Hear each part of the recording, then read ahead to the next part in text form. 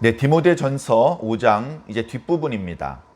오늘 말씀을 보면 교회 성도들이 교회가 목회자를 어떻게 대하는 것이 좋은지에 대한 말씀이 나타나고 있습니다. 자, 오늘 말씀은 장로들을 어떻게 대할 것인지에 대해서 말씀하고 있습니다. 장로들, 초대교회 때에는 교회의 지도자를 장로라고 불렀습니다. 3장에 있는 말씀처럼 때로는 감독이라고 불렀습니다. 그리고 또 때로는 목사라고 불렀습니다. 그러니까 교회의 지도자들을 부르는 호칭이 여러 가지가 있었죠.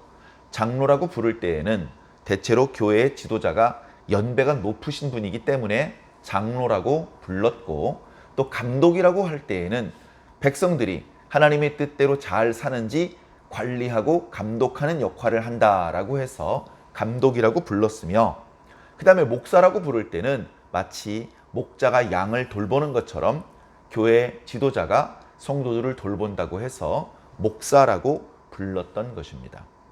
그런데 시간이 지나면서 이제 오늘날 목회자와 그 다음에 장로들이 구별되기 시작을 했습니다.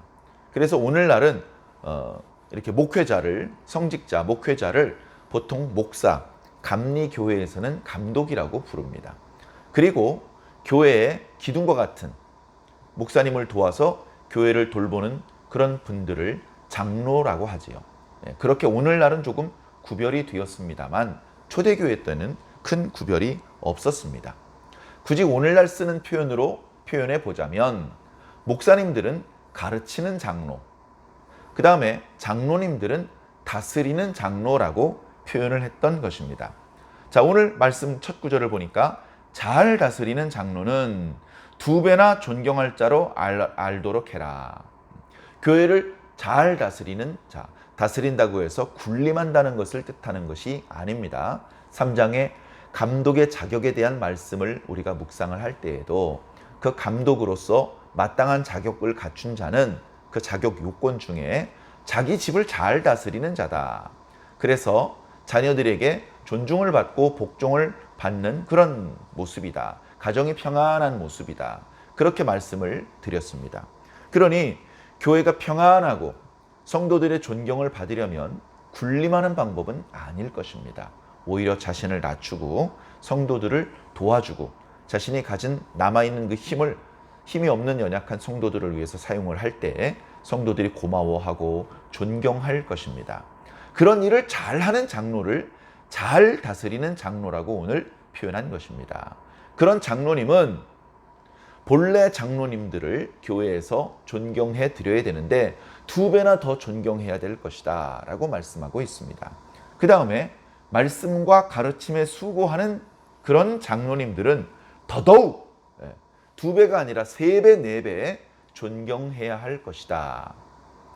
자, 오늘날도 교회에서 장로님들을 존경하죠. 다른 분들은 모르겠습니다만 저는 존경합니다.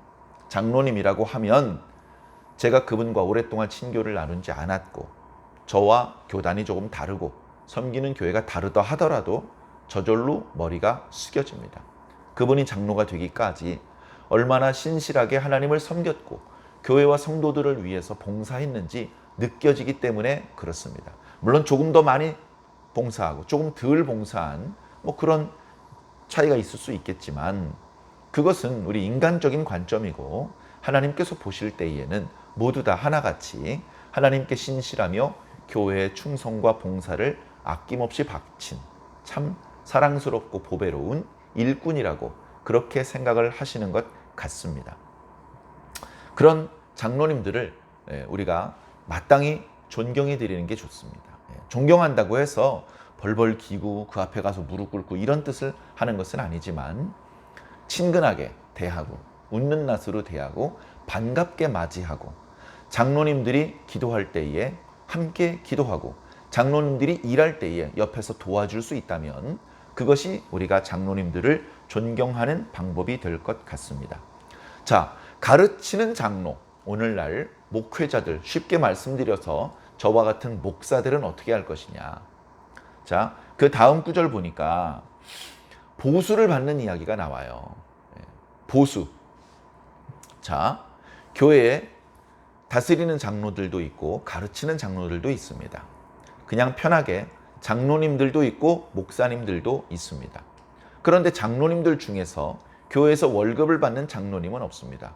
물론 장로님들 중에서 특별하게 교회의 관리, 사찰 또는 행정, 그 필요에 의해서 교회 사무 직원처럼 고용이 된 경우에는 교회에서 사례를 봐줄 수 있죠. 그러나 그런 예외적인 경우를 제외한다면, 그런다면 장로님들은 교회에 오히려 남달리 오히려 헌금을 많이 하시는 분들이지 교회로부터 이렇게 월급을 받는 그런 분들은 아닙니다. 그렇기 때문에 특별히 18절 이하에 이어지는 그 장로에 대한 표현은 오늘날 목사들에 대한 표현으로 이해를 하시면 이해가 편하실 것 같습니다. 자, 이 목사님들이 교회와 성도들을 위해서 희생하고 헌신하고 봉사를 하는데, 그렇게 풀타임으로 봉사를 하고 있으니 그들이 교회로부터 사례를 받는 것은 당연하다라고 말씀하고 있습니다. 그러면서 신명기 25장에 있는 말씀을 인용을 해서 곡식을 밟아 떠는 소의 입에 망을 씌우지 말라는 말씀을 인용하고 있습니다. 자, 사실 곡식을 밟아 떠는 소, 그러니까 곡식을 추수해가지고 탈곡을 하는데 동원되는 그런 소들을 말합니다. 입에 망을 씌우지 않으면 사람이 먹어야 될 곡식을 소들이 다 먹어버립니다. 그리고 그 곡식을 먹느라고 사람이 일을 시킬 때 일도 잘 안 하려고 합니다. 그래서 입에 망을 씌우는 겁니다. 어차피 먹을 수 없으니까 일을 먼저 하고 일이 끝나면 먹을 것을 줍니다. 자, 그런데 말씀에는 이상하게 곡식을 밟아 떠는 소에게 입에 망을 씌우지 말라고 합니다. 그런데 이것은 정말로 소들을 위해서 하시는 말씀이 아니고 하나님의 종들을 위해서 주시는 말씀인 것입니다.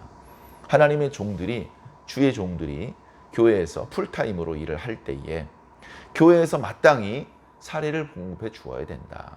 마치 과거에 제사장들과 레위인들을 위해서 11조를 바쳤고 그 11조로 그 레위인들과 제사장들은 자기 땅을 분깃으로 받지 못하였지만 생계를 유지할 수 있었던 것처럼 백성들을 위해서 기도하고 백성들이 하나님께 나와서 제사 드리는 것을 돕고 성전을 위해서 봉사하고 백성들에게 하나님의 말씀을 가르치고 이런 영적인 일에 종사하는 제사장들과 레위 사람들이 수고하고 땀 흘려 바친 그 11조를 먹고 사는 것을 하나님께서 그렇게 제도로 만들어 주셨던 것을 생각해 본다면 신약 교회에서 풀타임으로 봉사하는 목회자들이 교회로부터 생활비를 공급받는 것은 결코 지나치다고 할 수 없을 것입니다.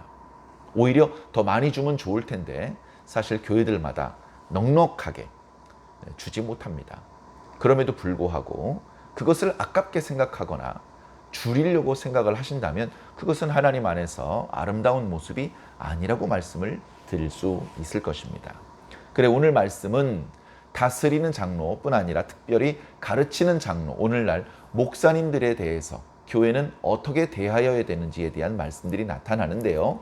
그 첫 번째는 목사들에게 사례를 주어라.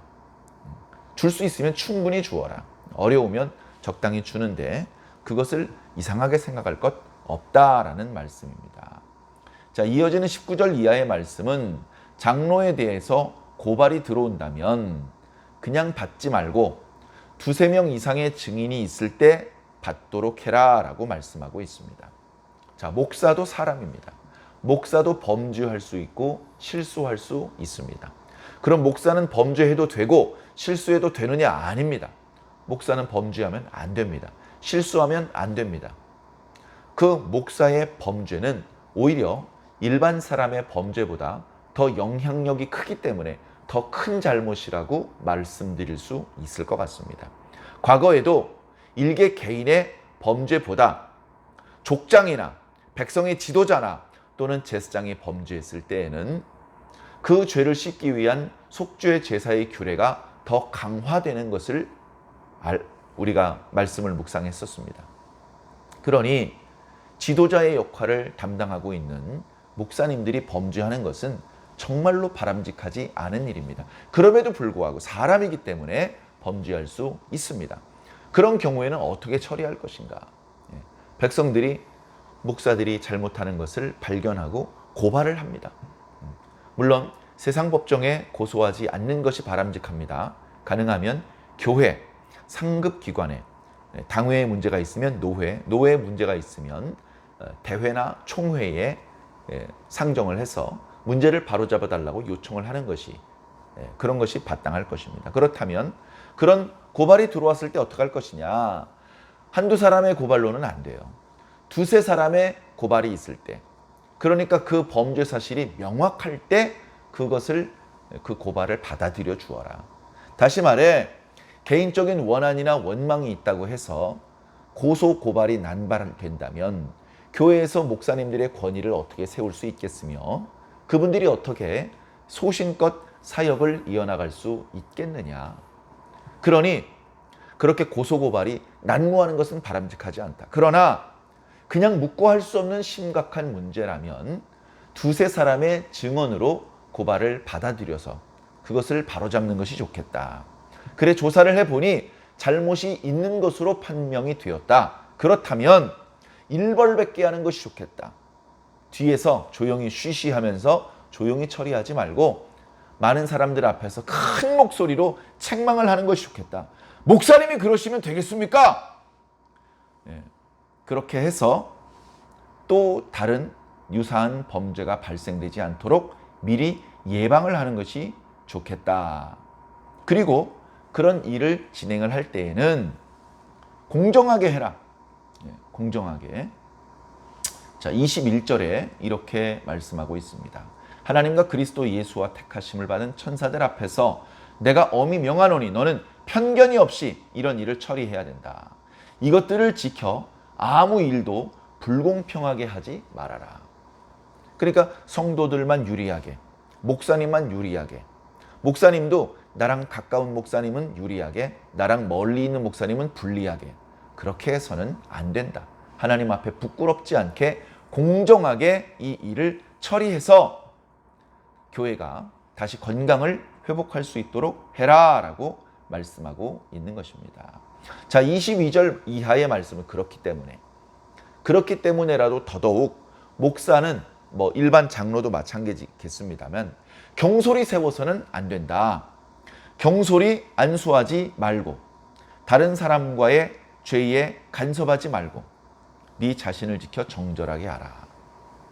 그러니까 목회자를 세울 때, 장로를 세울 때도 마찬가지이겠습니다만 경솔하게 세우지 마라. 저 사람 잘생겼으니까, 저 사람 돈 많이 버니까, 이런 이유 때문에 경솔하게 장로로 세웠다가는 오히려 고소 고발이 난무하고 교회가 어지러워질 수도 있습니다.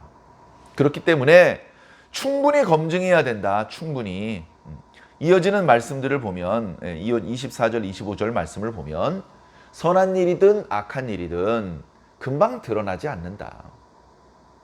그가 정말 선한 사람인지 그가 정말 악한 사람인지 겉모습만 봐서는 판단할 수 없다. 그러니 좀 시간을 두고 오랫동안 지켜보는 것이 좋겠다. 오랫동안 지켜보아야 잘한 것이든 잘 못한 것이든 드러나게 된다. 그것으로 판단을 해야 실수하지 않고 올바르게 판단을 내릴 수 있지 않겠느냐. 그러니 경솔하게 장로를 세우지 마라. 목사로 세우지 마라. 그렇게 말씀하고 있는 것입니다. 저는 실제로 이런 모습들을 경험해 보았습니다.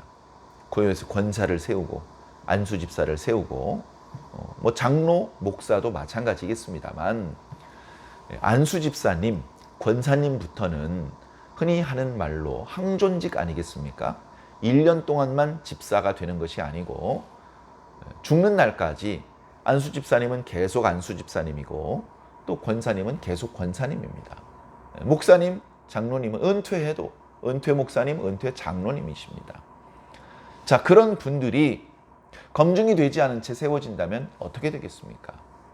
잘못이 있다고 해서 파면하고 그 직분을 박탈하는 그런 불미스러운 일이 생긴다면 누가 장로의 그리고 목사의 직분을 존중해 주겠습니까?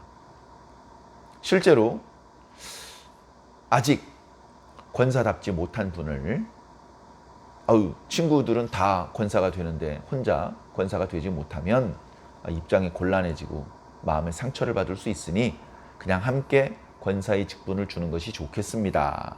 그래서 권사로 임명을 했는데 곧바로 뭔가 성도들 간에 분란이 생기고 권사답지 않은 언행으로 교회에 불영광을 끼치는 경우들을 보았습니다. 안수 집사들도 마찬가지입니다. 안수 집사 후보들이 있었습니다. 그 중에 어떤 사람은 1차 탈락입니다. 이분은 열심히 하고는 있습니다만 얼마 전에 좀 좋지 않은 일이 있었습니다.